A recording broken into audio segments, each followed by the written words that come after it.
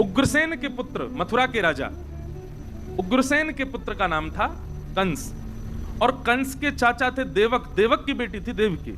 मतलब अपनी चाचा की बहन देवकी का विवाह कंस ने वसुदेव जी के साथ किया। और जैसे ही विवाह हुआ, विवाह करके इतना उसको प्रेम उमड़ा, अपने आप ही विदा करने जा रहा था। तभी आकाशवाणी हो गई, देवताओं ने कह दिया, बोले कि जिस बहन को तुम विदा करने जा रहे हो इसी का 8वां गर्भ तुम्हारा काल होगा कंस। मृत्यु की बात पता चलते ही कंस ने अपनी बहन, कभी कभी मैं एक मन में विचार करता हूं, हमें भी अगर पता चल जाए कि कोई बहुत घनिष्ठ है और उससे हमारी मृत्यु होने वाली है तो हम दूर रहेंगे कि नहीं? कंस का बेचारे का दोष था, लेकिन हम लोग भी ऐसे ही हैं। हमको भी पता चल जाए, ज्योतिषी बता देते हैं पानी से दूर रहना, तुम्हारी पानी में मृत्यु होगी, वो व्यक्ति पानी में जाता ही नहीं है। तुम्हारी ऊंचाई से मृत्यु होगी तो वो ऊंचाई पे ही नहीं जाता। कई लोग फ्लाइट में बैठ घबराते हैं, क्यों घबरा रहे? ज्योतिषी ने बताया था इसी से मृत्यु होगी मेरी। मृत्यु से कितना भय सब लोगों को। लेकिन अगर कभी कोई ज्योतिषी कह दे पैसा से मृत्यु होगी तुम्हारी, क्या होगा? बहुत पैसा कमा लोगे तो तुम्हारा हार्ट फेल हो जाएगा, कोई ज्योतिषी ऐसा कह दे।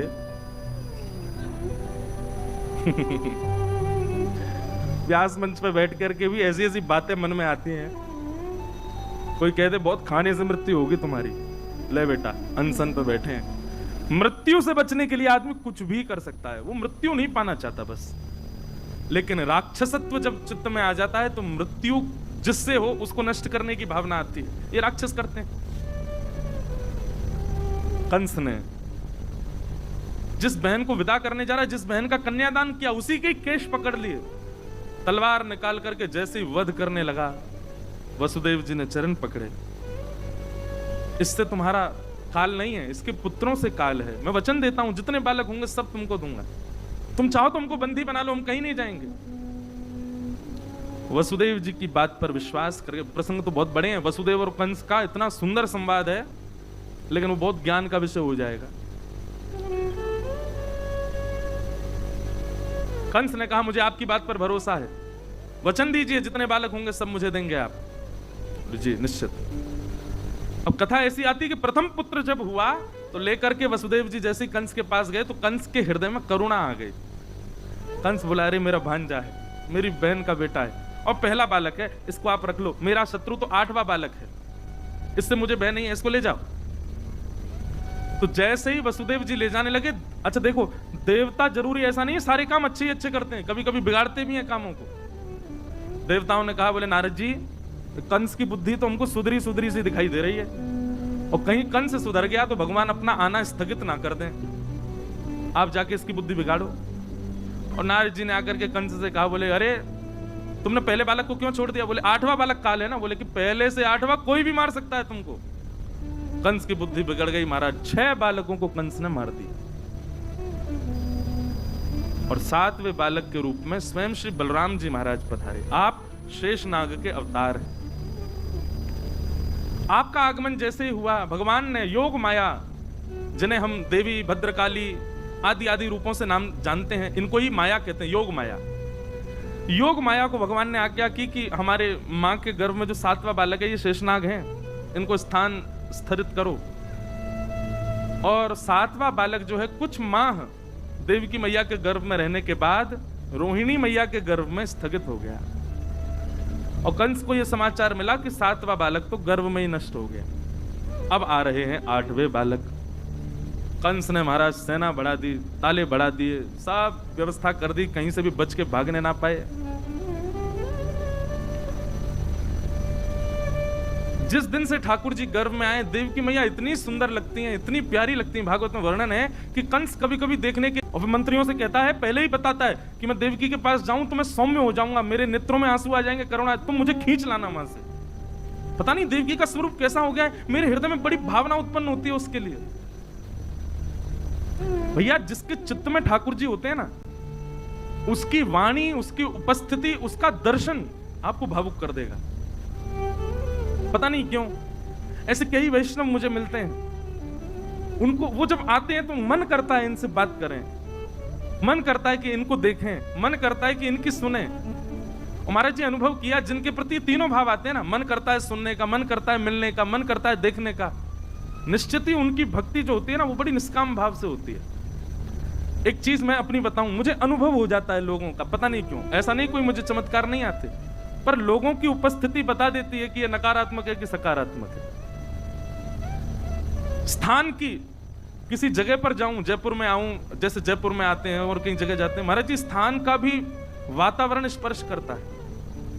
कई बार ऐसे स्थान हैं, अब नाम नहीं लूंगा मंच से, पर वहां कथा करने के लिए जाता हूं तो मन ही नहीं लगता, साथ नहीं लगता कब कथा पूरी हो मैं जाऊं। बहुत अच्छी व्यवस्था, सब कुछ बहुत अच्छा, पर मन नहीं लगता।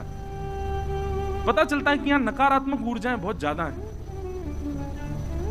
जैसे विदेश में हमने नियम बना लिया, महाराज जी घूमने जाते हैं, कथा नहीं करते।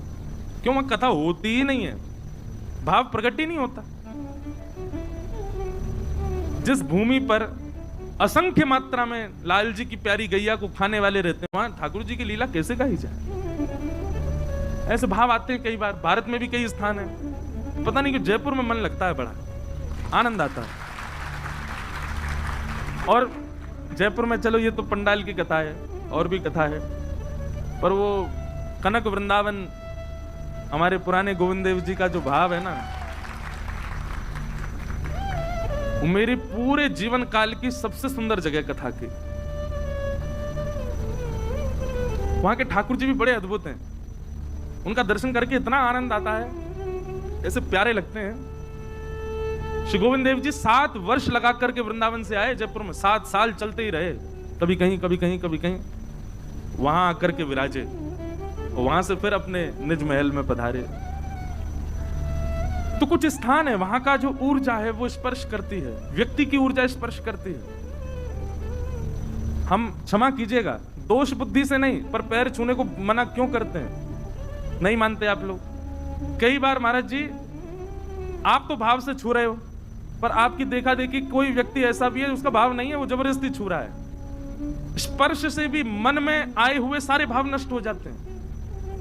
कई बार ऐसा होता है कि बड़े भाव से मैं गाड़ी से उतरा, लेकिन किसी का स्पर्श ऐसा हो गया कि मैं मंच पे आते सब भूल जाता हूं, और कथा में मन ही नहीं लगता 3 घंटा। इसलिए हमने कथा में आने से पहले मना किया कि कोई छुओ नहीं। उस समय भाव बहुत जल्दी नष्ट होते हैं। अब ये क्यों होता है पता नहीं, पर जिसके चित्त में ठाकुर जी हूं उसको देखने का, उसके पास बैठने का, उससे वार्ता करने का मन होता है। कई लोग होते हैं अपने आप को भगत बताते हैं, पर उनके पास बैठने से ऐसा लगता है बैटरी लो हो रही है क्या, जल्दी जाए यहां से। कई लोग ऐसे होते हैं, क्षमा करना। तो कंस की स्थिति क्या हो गई? राक्षस है लेकिन रोज देवकी को देखता है, और देवकी जी को देख करके उसके नेत्र सजल हो जाते हैं, मन में भाव आ जाता है, मुस्कुराने लगता है, प्रेम। पहले ही बोल के आता मंत्रियों को, जैसे मैं रोने लगूं मुझे खींच लाना वहां से। पता नहीं क्या हो गया, देवकी को देख के बड़ा भाव आता है। तो मंत्री बोले इसके गर्भ में मायावी बालक है, वो आपको दयालु बना रहा है ताकि आप उसको ना मारो और वो आपका वध कर दे। बोला सही कह रहे हो तुम, यही बात है। भादों का महीना, और जैसा कल मौसम था ना, बिल्कुल वैसा ही मौसम था। मंदम मंदम जलधरा, मंदम मंदम जलधाराएं गिर रही हैं। भागवत जी में वर्णन है कि पवन जो है ना, वायु जो है, वो मंदिराचल पर्वत के पास गई, और मंदिराचल पर्वत पर प्रकट हुए असंख्य चंदन के वृक्षों से सुगंधियां लपेट करके वायु पूरे विश्व में बह रही है। मतलब सबको इतना इतना सुख मिल रहा है, जिस किसी को भी वायु स्पर्श करती है उसके रोंगटे खड़े हो रहे हैं। सबको आज चैन की निद्रा आ रही है, सब आज बड़े आनंद में, बड़े सुख में हैं। कोई भी चिंतित नहीं है, आज सब गहरी निद्रा में चले गए हैं। पूरा विश्व आज अत्यंत आनंद और प्रसन्नता का अनुभव कर रहा है। भादों का महीना, अष्टमी तिथि, मंदम मंदम जलधरा, जलधारा मंद मंद गिर रही है, और तभी चंदन की सुगंधी से पूरा विश्व महकने लगा। कंस के कारागृह में, मथुरा में, देवकी मैया और वसुदेव जी हाथ जोड़ करके भगवान की प्रार्थना कर रहे हैं, और तभी देवकी मैया के गर्भ से एक दिव्य तेज प्रकट हुआ, अद्भुत तेज प्रकट हुआ, और उस तेज पुंज के विश्राम होते ही शंख चक्र गदा पद्मधारी श्रीमन नारायण श्री बालकृष्ण प्रभु प्रकट हो गए। बोल बालकृष्ण लाल की। सब लोग हाथ जोड़ो, नेत्र बंद करो। पहले हम श्लोक बोलेंगे, फिर उस श्लोक की व्याख्या करेंगे। जो व्याख्या हम करेंगे वो चित्र आपको अपने मन में बनाना है। तमद्भुतम बालकमंबुजे क्षणम चतुर्भुजम शंख गदायुधायुधम श्रीवत्सलक्ष्मं गलसौभकौस्तुभम पीतांबरम सांध्रिपयोध सौभगम। अब अपने चित्त में दर्शन करो, ठाकुर जी की प्रकट होते ही झांकी कैसी है। तो कह रहे हैं तमद्भुतम बालकम, ठाकुर जी छोटे से बालक ही हैं लेकिन अद्भुत बालक हैं। बोले भैया अद्भुत बालक कैसे हो गया? बोले क्योंकि ठाकुर जी की 2 भुजाएं नहीं थी जब प्रकट हुए, 4 भुजा वाले ठाकुर जी प्रकट हुए। और अद्भुत बालक क्यों हैं? बोले 4 भुजाएं भी खाली नहीं है, शंख चक्र गदा पद्म गर्भ से ही लेकर के ठाकुर जी प्रकट हुए हैं। बिल्कुल भी बड़े ठाकुर जी के स्वरूप का चिंतन मत करना, छोटे से लाल जी ही चतुर्भुज रूप में हैं। शंख चक्र गदा पद्म हाथ में धारण किया है। और पीतांबरम सांद्र पयोद सौभगम, ठाकुर जी पीतांबरी पहन करके, पीली धोती पहन करके प्रकट हुए हैं, कपड़ा लत्ता पहन के आए लाल जी, पूरे तैयार श्रृंगार करके आए अपना। और गल सौभ कौस्तुभम, गले में कौस्तुभ मणि पहन रखी है। आहा, तमद्भुतम बालकमंबुजक्षणम चतुर्भुजम शंख गदायुधायुधम श्रीवत्स लक्ष्मम गलसौभ कौस्तुभम पीतांबरम सांध्र पयोद सौभगम। तो ठाकुर जी ने जब जन्म लिया तब 4 भुजाएं थीं, शंख चक्र गदा पद्म हाथ में थे, पीतांबरी पहन रखी थी, गले में कौस्तुभ मणि थी, और छोटे से ही नन्हे से गोपाल जी हैं, कोई बड़े रूप में प्रकट नहीं हुए। बोल बाल कृष्ण लाल की। दर्शन हुए सबको? कभी कभी मन होता है नेक्स्ट से गोपाल जी उन्हीं की 4 भुजा हूं, यो पेट निकल रहा नेक्स्ट से बाहर, गदमदरा से हाथ गोल मटोल लाल जी, 4 भुजा, गदमदरा से पाम, गोल गोल गाल, और 4 भुजा वाले 2 दतुइयां निकल रही हैं। वैसे तो जन्म लिए दांत नहीं थे ठाकुर जी के, होते तो वर्णन आता कि दांत थे, पोपले ही भये लाल जी। ठाकुर जी को प्रकट प्रादुर्भाव हुआ। आहा, छवि देख करके निहाल हो गए देवकी और वसुदेव। बंधुओं, ठाकुर जी परब्रह्म हैं, परमात्मा हैं, त्रिलोकीनाथ हैं, पर ठाकुर जी जब अवतार लेते हैं तो 9 महीना बालक की तरह ही पेट में रहते हैं अपनी मैया के, उसको सौभाग्य देते हैं पूरा। और जैसे एक बालक अवतरण लेता है, जैसे एक बालक प्रकट होता है इस भूमि पर, वैसे ही ठाकुर जी प्रकट होते हैं। बस जिस प्रकार वह बालक बड़ा होकर के वृद्ध होकर के चला जाता है, वैसे ठाकुर जी नहीं जाते। ठाकुर जी जन्म पूरा वैसे ही लेते हैं, लेकिन उसके बाद की गति ठाकुर जी की नहीं है। 16 वर्ष से ऊपर ठाकुर जी नहीं जाते। जन्म ठाकुर जी का हुआ। वसुदेव देव की दोनों ने चरणों में प्रणाम किया। ठाकुर जी बोले मैया देख लो, आपने प्रार्थना की, हम आ गए। आपने पूर्व जन्म में प्रार्थना की, ब्रह्मा जी से प्रार्थना की, हम आ गए। देव की मैया बोली हमने तो कहा था कि आप पुत्र बन के आओ, आप तो पिताजी बन के आए हो। शंख चक्र गदा पद्म लेके कौन आता है? कपड़ा पहन के आए हो गर्भ से हैं, और कौस्तुभ मणि लटका के आए। मतलब यहां भी ठाकुर जी को भी श्रृंगार महाराज कितना प्रिय बताओ है। दुनिया के लोग यूं सुनने में आता है कि किसी के अंतिम संस्कार में बताओ श्रृंगार करके गया, किसी का यूं सुना श्रृंगार करके ही प्रकट हुआ।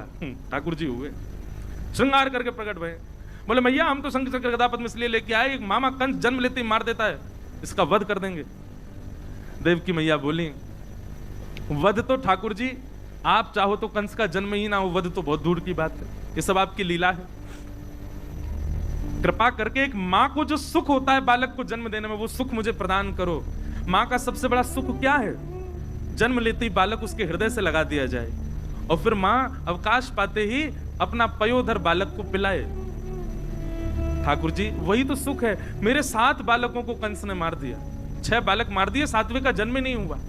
मैं यह सौभाग्य प्राप्ति नहीं कर पाई कि अपने बालकों को अपना पयोधर पान करा सकूं। कृपा करके आप परब्रह्म मेरे यहां पुत्र बन के आए हो, छोटे से बालक बन जाओ, मुझे अनुभव करा दीजिए ना कि हाँ सच में आप बालक बन के आए हैं, मेरा पयोधर पान कर रहे हैं। ठाकुर जी बोले मैया 2 भुजा अंतर ध्यान कर देंगे, लत्ता कपड़ा सब उतार देंगे, बालक बन जाएंगे, लेकिन फिर याद रहे लीला करने के लिए फिर हमको समय चाहिए। 11 वर्ष 56 दिन के लिए हमको ब्रज भेजना, लीला करके बढ़िया माखन मिश्री खा के गोप ग्वालों के संग आनंद करके फिर आएंगे। 11 वर्ष का प्रतीक्षा करनी पड़ेगी, तब आकर के हम महाराज कंस को वध करेंगे। मंजूर हो तो बताओ। 2 ऑप्शन दिए ठाकुर जी ने, या तो हम अभी कंस को मार करके अभी चले जाते हैं लीला पूरी करके, या फिर पूरी लीला विस्तृत करें और 11 वर्ष 56 दिन का आपको वियोग सहना पड़ेगा। तो बताओ। तो मैया ने दूसरा भाव अपनाया, बोले क्षण भर का संयोग मिले, उसके बाद भले ही 11 वर्ष का वियोग मिले, कोई दिक्कत नहीं, आप गोद में आओ।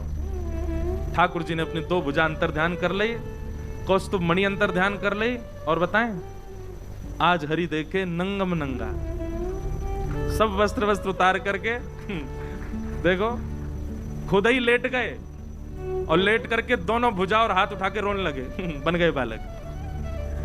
देव की मैया ने अब जन्म लेकर के और अब तक का जो बीच का जितना भी भाव था, ठाकुर जी ने अपनी माया से सब अंतर ध्यान कर दिया। मैया को याद ही नहीं है, मैया को लगा अभी अभी बालक प्रकट हुआ है। तुरंत अपनी गोद में लेकर के अपने पयोधर का पान कराया, बहुत रुदन किया देव की मैया ने। ठाकुर जी कोमल कोमल हाथों से मैया के वक्ष का स्पर्श कर रहे हैं, कोमल कोमल भुजाओं से मैया की थोड़ी का स्पर्श कर रहे हैं। मैया अपनी अंक में भर के लाल जी को दुग्ध पान करा रही है। ठाकुर जी ने पहले ही आज्ञा कर दी थी कि हमको ब्रज ले जाना। वसुदेव जी ने पूछा कैसे लेके जाना? बोले जैसे हम बालक बने, ये सूप है इसमें हमको बिठा देना, लेकर के सीधे ब्रज चलना। तो वसुदेव जी बोले इतने सारे सैनिक ताले लगे हैं, कैसे लेके जाऊंगा? ठाकुर जी बोले मेरी शरण ग्रहण कर लो, बंधन छोड़ने की जिम्मेवारी मेरी। लोग कहते हैं, पहले बात सुना करो यार, पहले ताली बजा देते हो। लोग कहते हैं बंधन बहुत है, कैसे ठाकुर जी की शरण में जाएं? ठाकुर जी कहते हैं बंधन छोड़ के मेरी शरण में आने की प्रतीक्षा करोगे कभी नहीं आ पाओगे, बंधन सहित आ जाओ। बंधन तोड़ने की जिम्मेवारी हमारी है, बंधन खोलने की जिम्मेवारी हमारी है। कई लोग हैं कथा में नहीं आए, महाराज जी ऑफिस है, ये है वो है। आपको पता है हम अभी ऑस्ट्रेलिया गए, कम से कम 5-6 लोगों को फायर करवाया है उनके ऑफिस से, निकाल दिया लोगों उनके सर। आप कहोगे ये क्या करा? मैंने कुछ नहीं किया। अब हम मिलने का समय रखते मंडे ट्यूसडे, उनके होते ऑफिस, अगले दिन हमको निकल जाना। बेचारे सब अपने ऑफिस से झूठ बोल बोल के आते, आकर के मिलते। 2-3 लोग तो नाचते हुए आए। मैंने क्या हो गया? बोले आज महाराज जी 6 साल से जॉब कर रहे थे, आज निकाल दिया हमको। मैं तो नाच क्यों रहे हो? बोले आप ही तो कहते हो बंधन ठाकुर जी छुड़ाते हैं। मैंने कहा भैया रोजी रोटी कौन चलाएगा तुम्हारी? तो जी कहते हैं बंधन की चिंता मत करो, मेरी शरण ग्रहण करो, बंधन तोड़ने की जिम्मेवारी हमारी। वसुदेव जी ने जैसे ही ठाकुर जी को गोद में लिया, हाथ की हथकड़ियां खुल गईं, पैरों की बेड़ियां खुल गईं। ठाकुर जी को सूप में बैठा करके जैसे सिर पर धारण किया, चट चट चट सारे ताले खुल गए। सैनिक गहरी नींद में सोए हैं। भगवान बोले सारे बंधन खुल गए, लेके चलो हमको। और वसुदेव जी धीमी चाल से ठाकुर जी को लेकर के चल रहे हैं महाराज। आहा, जैसे ही ठाकुर जी बाहर पधारे मथुरा के कारागृह से, आकाश में देवता खड़े होकर के भगवान का दर्शन करें और देवताओं ने स्तुति गाई। सत्यमृतम सत्य परम त्रिसत्यम सत्यश्च योनिम निहितम च सत्ये सत्यस्य सत्यामृत सत्य नेत्रम सत्यात्मकम त्वाम शरणम प्रपन्ना। ध्यान पूर्वक हम दोबारा ये श्लोक बोलेंगे, गिनती करना कितनी बार सत्य आया, काउंट करो। सत्यव्रतम सत्य परम त्रिसत्यम सत्यश्च योनिम निहितम च सत्ये सत्यस्य सत्यामृत सत्य नेत्रम सत्यात्मकम त्वाम शरणम प्रपन्ना। कितनी बार सत्य आया? कितना? यहां वाले ने गिनती ही नहीं करी। कितना आया बताओ? 9 बार? 12 बार? यहां वाले एक साथ बोलो कितनी बार? 12 बार? 11 बार? आप लोग बताओ क्या बोल रहे हैं महाराज जी? हैं? क्या कह रहे हैं? अच्छा पड़ोसी ने बोल दिया तो हम क्या बताएं? पड़ोसी कछू भी कह दे, तुम कछू मत करी हो। कितनी बार है? 11 बार? अरे यार रहने दो आप लोग भी। 9 बार? क्या 18?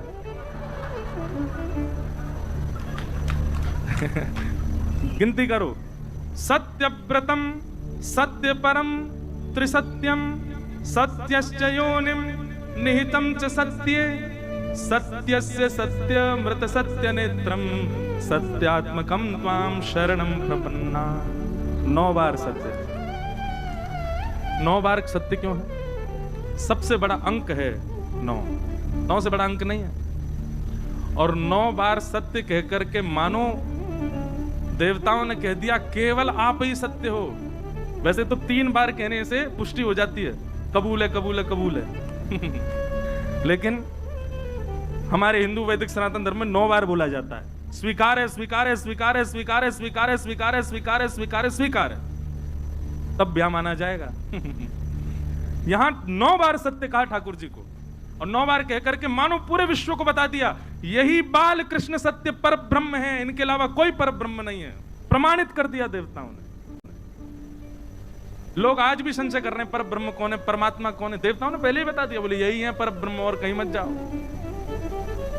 आहा, ठाकुर जी जैसे ही जाने लगे, महाराज भागवत में तो इतना सुंदर वर्णन है कि आज हिंसक जीव भी आपस में मित्र हो गए। शेर भी दौड़ रहा है ठाकुर जी के दर्शन करने के लिए, हिरन भी दौड़ रहा है। तभी हिरन ने आकर के एक लात मारी शेर में, पीछे हट, मैं पहले करूंगा। शेर बोला मानता नहीं, तेरा मेरा ब्रेकफास्ट है तू। बोले आज भाई हमारे ठाकुर जी का जन्म हुआ है, आज दोनों भाव से दर्शन करेंगे, और दोनों मित्र बनकर दर्शन कर रहे हैं। सर्प मूसक एक साथ दर्शन कर रहे हैं। सर्प ने फन उठा दिया ऊपर की ओर, ऊपर चलना है ना ठाकुर जी, और उस फन के ऊपर मूसक खड़े होकर दर्शन कर रहा है। आज सबको ऐसा लग रहा है कि कोई हमारा शत्रु नहीं है। जिस दिन ठाकुर जी प्रकट हुए उस दिन ऐसी स्थिति हो गई, ऐसा स्वभाव हो गया। मंदम मंदम जलधारा गिर रही थी, तभी शेषनाग आए और पीछे से छतरी बना करके ठाकुर जी के पीछे चलने लगे। वसुदेव जी को इन सब भावों का अनुभव नहीं, वो तो ऐसे भाव साम्राज्य में चले, उनको पता ही नहीं चल रहा क्या हो रहा है। गोकुल जाने के लिए देखा बीच में यमुना जी। आज यमुना जी में समुद्र की तरह उफान भर रही हैं। क्यों? क्योंकि यमुना जी सब नदियों से कहती हैं कृष्ण मेरे पति हैं। नदी कहती चल झूठी, झूठ बोलती है। बोले अगर विश्वास नहीं होता तो आज अष्टमी के दिन मेरे पतिदेव जन्म लेंगे, उसी दिन दर्शन कराएं। तो आज भारत की सारी नदियां श्री यमुना जी में है। आज भी महाराज जी ये भावना रखी जाती है कि जन्माष्टमी के दिन अगर आपने यमुना जी को प्रणाम किया तो भारत की सर्वांगीण नदियों को प्रणाम हो जाता है। सारी नदियां आती हैं जन्माष्टमी के दिन यमुना जी में। वृंदावन में आज अद्भुत समय है, वृंदावन में सारी नदियां हैं आज वृंदावन में। जैसे ही जाने लगे वसुदेव जी, यमुना जी ने विचार किया हमारे पतिदेव आए हैं, पैर तो छू लें। यमुना जी जैसे ही ऊपर आने लगी, ठाकुर जी बोले अरे देखना रही है ससुर जी चल लेंगे, उठी उठी आ रही है ऊपर को। अरे वसुदेव जी नेक तो लज्जा कर ले। बोले आप चरण दे दो। ठाकुर जी ने पलना वो सूप में से अपना चरण बाहर निकाला। यमुना जी ने एक हिलोर भर करके चरण स्पर्श किया और मार्ग प्रदान कर दिया। वसुदेव जी चलते जा रहे हैं, गोकुल पहुंचे। भगवान का सबसे पहला दर्शन गोकुल में किसने किया बताओ? हमारे पूज्य नाना जी बताते थे यमलार्जुन वृक्षों ने।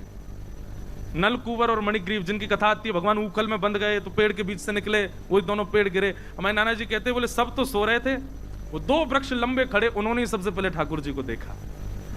तो फिर नाना जी कहते संत की भले ही उनको श्राप लगा, लेकिन कितनी बड़ी कृपा, भगवान का सबसे पहला दर्शन उन दोनों को हुआ। वसुदेव जी गए और जाकर के, अब देखो कथा बहुत बड़ी हो जाएगी, बहुत सारे भाव हैं हमारे अंदर। तो अब एक भावना तो ऐसी भी है कि यशोदा मैया ने एक नहीं 2 बालकों को जन्म दिया है। ट्विंस हुए हैं यशोदा मैया के, एक लाली और एक लाला। और जो लाला जन्म लिए हैं वो कौन है? वही नंदनंदन श्री कृष्ण है। और सूप में बैठ के जो आए ये कौन है? ये देवकी नंदन श्री कृष्ण है। वसुदेव जी जैसे ही पहुंचे तो वसुदेव जी को नंदनंदन कृष्ण दिखाई नहीं दिए। आपने जैसे ही अपनो लाला वहां पधराया तो नंद नंदन कृष्ण और वसुदेव नंदन कृष्ण दोनों एक हो गए, एक में ही विद्यमान हो गए। और आप लाली को लेकर, अब इसके प्रमाण बहुत सारे हैं, उसमें नहीं जाएंगे। लाली को लेकर के वसुदेव जी वहां से मथुरा को प्रस्थान कर गए। मथुरा जाकर के जैसे ही पहुंचे, बालिका ने रोना प्रारंभ किया। कंस की निद्रा खुल गई। आकर के उसने बालिका को जैसे ही पटका, अष्टभुजी देवी भद्रकाली प्रकट हो गई। विंध्यवासिनी मैया विंध्याचल में विराजमान है, भगवान की बहन है वो। उन्होंने कंस को बताया कि भाई तुम्हारे शत्रु ने तो ब्रजमंडल में जन्म ले लिया है, अब यहां कंस को करने दो, आप जो कर रहा है, हम चल रहे हैं गोकुल। 80 बरस के है गए नंद बाबा। कितने बरस के? अभी तक लाला नाय भयो।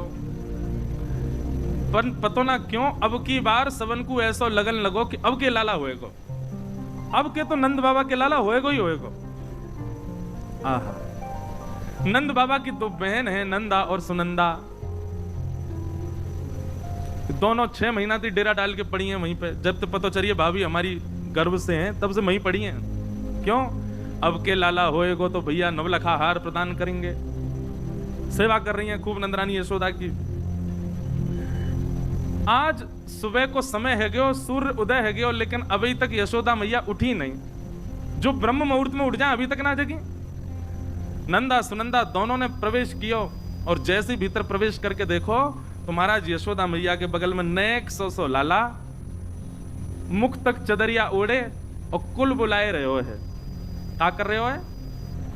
कुल बुलाए रहे हो, कुल बुलाए नो मतलब अपने हाथ पांव चला रहे है और मुख से ऐसी आवाज, छोटे छोटे बालकों की आवाज आती ना, ऐसी थोड़ी थोड़ी आवाज कर रहे हैं। ठाकुर जी बेचैन हो रहे हैं। और लाल जी हैं कैसे? बोले ऐसे लग रहे हैं मानो जैसे कोई नीली मणि रखी हो।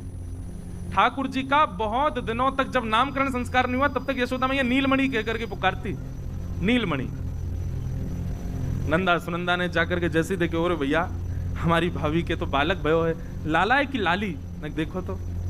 सुनंदा बोली अब बात का फर्क पड़े, कोई भी हो। नंदा बोली देख लाली है वैसे कोई दिक्कत ना है, पर हम दोनों में भूआ, हम कान मरोड़ सकें, मार सकें, पीट सकें, डांट सकें, काम करवा सकें। कौन थे? लाला थे। लाली तो कोमल हो, विवाह से थोड़ी करवाएंगे जी सब काम। एक लाला है जाए तो एक भैया के घर में हमारा आज्ञाकारी सेवक है जाएगो, एक लाला है जाए। और नंदा सुनंदा ने 21 बार हरिशरणम को जाप किया, हरिशरणम हरिशरणम हरिशरणम, एक लाला है जाए बस, एक ये तो लाला ही हो। चदरिया पकड़ के खड़ी हैं और जैसे 21 बार हरिशरणम को जाप करके चद्दर उघारी है, महाराज दोनों चिल्लाने लगी है क्या, है क्या, है क्या, है क्या, है क्या, है क्या, है क्या। तभी एक दूसरे को मुख बंद को, चुप, अभी हल्ला मत करे, सबसे पहले ये खबर जाके नंद बाबा को सुनाएंगे। बोले नंद बाबा कहाँ हैं? बोले गौशाला में बैठे हैं, जाप कर रहे हैं। अभी तो भयो ना है, अभी तो भयो ना है, अभी तो भयो ना है, अभी तो भयो, जन कब हुए को पूरी माला करते हैं, अभी तो भयो ना सुमेरु पे कहें जाने कब हुए को। नंदा सुनंदा उछलती कूदती दौड़ती, भाई बस नेत्रन से आंसू गिर रहे हैं, बोल नहीं रही है। बीच में कोई अरे नंदा कहां भयो, अब कैसे बोले? पहले जाके तो भैया को बतानी है।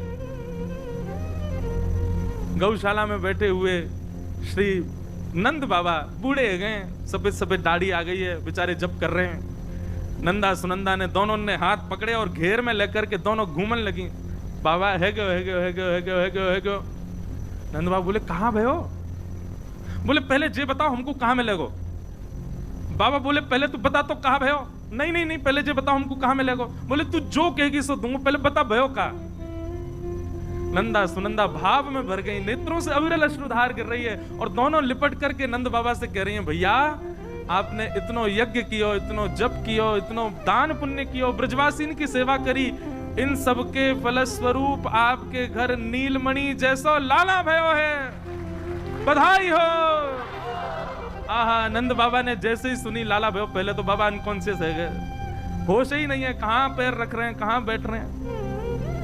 नेत्रन से अविरल अश्रुधार गिर रही है। बोले सही बता बहन। बोले हाँ बाबा, अब रो मत, अब जल्दी तैयार हो जाओ, जल्दी आओ, बधाई गाएंगे, उत्सव मनाएंगे, पूरे ब्रजमंडल में न्योता करेंगे। नंद बाबा ने कछु ब्रजवासी बुलाए और कही भैया सबन ते जाके क्या अपने सब चूल्हे बुझा दें, आप तो सबन को भोजन नंद भवन में होगा, सबको जाके बताई दियो नंद भवन में लाला भयो है। और बाबा ने छलांग मारी यमुना जी में, स्नान करके पीली बगलबंदी पहनी, पीली धोती पहनी, लाल पटका डारो, सिर पर पाग पहनी, पीलो पीलो चंदन लगा करके, आंखन में काजर लगायो, मूछन में इत्र लगायो। लाइयो रे छोरा दर्पण कैसा लग रहा हूं? बोले बाबा दुल्हा से लग रहे हो बिल्कुल। आहा, नंद बाबा की चाल ही अद्भुत है गई, पूरे ब्रजमंडल में आनंद है।